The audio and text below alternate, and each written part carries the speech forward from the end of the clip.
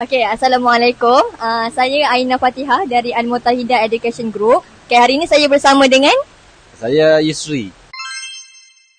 Okay, saya ada beberapa soalan nak tanya berkaitan bahasa Arab lah. Soalan pertama, Encik Yusri pernah belajar bahasa Arab tak?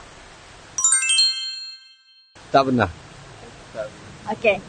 Soalan kedua, bila Encik Yusri dengar bahasa Arab, apa benda pertama yang Encik Yusri fikir? Apa yang pertama yang terlintas dalam fikiran?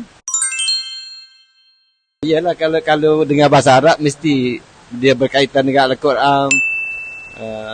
Soalan ketiga, apa nasihat ataupun pandangan Encik Yusri terhadap orang-orang yang belajar bahasa Arab? Nasihat saya, pandangan saya, macam mana?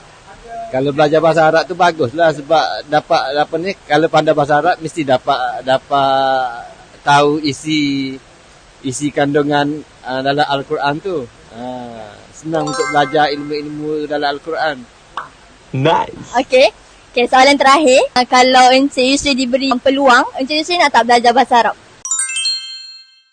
Nak sebab saya memang tak pandai kan. Tapi sekarang ni umur pun dah tua dah. Jadi nak belajar bahasa Arab tu dengan masa kerja sekarang ni mungkin tak apa tu. Agak susah lah. Tapi rasa tenang lah sebab kita nak ilmu. Itu je, terima kasih.